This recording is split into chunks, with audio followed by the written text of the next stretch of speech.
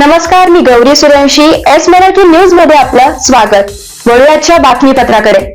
झिरवाळ यांचं चाललंय तरी काय? विधानसभा निवडणुकीच्या निमित्ताने दिंडोरी पेठ विधानसभेत वातावरण चांगलंच तापू लागलंय. महायुती व महाविकास आघाडी दोन्हीकडे झिरवाळ कुटुंबीय इच्छुक उमेदवार आहे.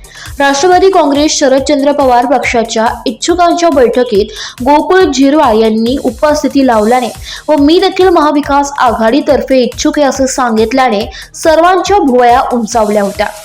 तसेच मी त्याचा बाप आहे व अजून माझा मुलगा माझा ऐकतो असे सांगून मी अजून अजितदादा पवार यांच्या सोबत आहे व भविष्यातही राहील असा दावा नरहरी झिरवाळ यांनी केला होता.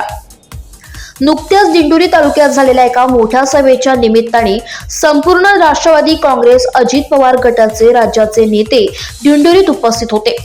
त्यावेळी ठिकठिकाणी एकच बॅनर लक्ष वेधून घेत होता, तो म्हणजे नरहरी झिरवाळ यांच्या सुविद्य पत्नी चंद्रभागा झिरवाळ यांचे लागलेले बॅनर.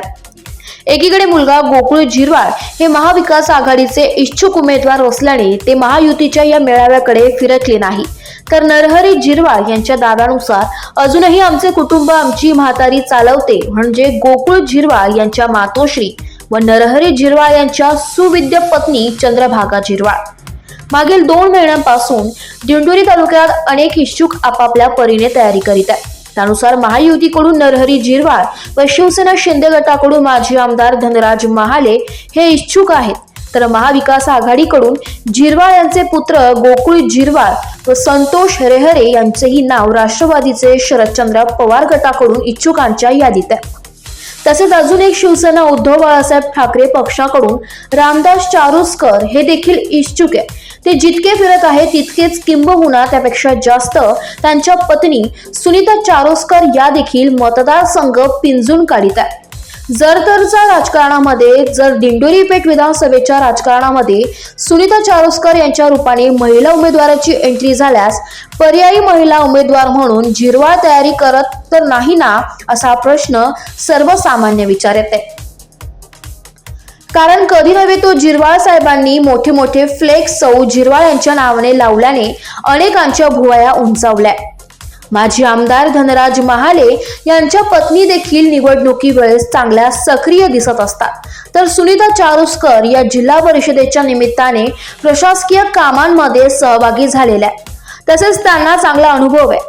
अशा वेळी तिरंगी अथवा चौरंगी होणाऱ्या या लढतीत जर महिला उमेदवाराचा प्रवेश झाल्यास निश्चितच तो एक निवडणुकीचा टर्निंग पॉइंट ठरू शकतो.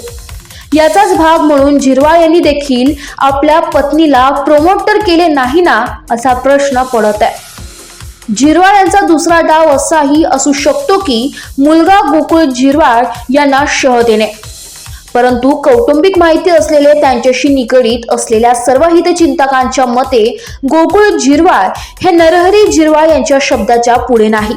मग प्रश्न असा पडतो की महाविकास आघाडीकडे इच्छुक म्हणून गोकुळ यांना नरहरी जवळ यांनीच पाठवले की काय? आणि तसे असेल तर नेमके विधानसभेचे गणित काय?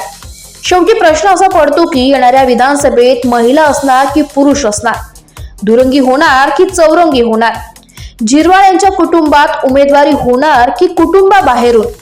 शेवटी असे म्हणावे लागेल की दिंडोरी विधानसभेचे भवितव्य श्रीरामाच्या हातीच आहे. संपादकीय एस मराठी न्यूज.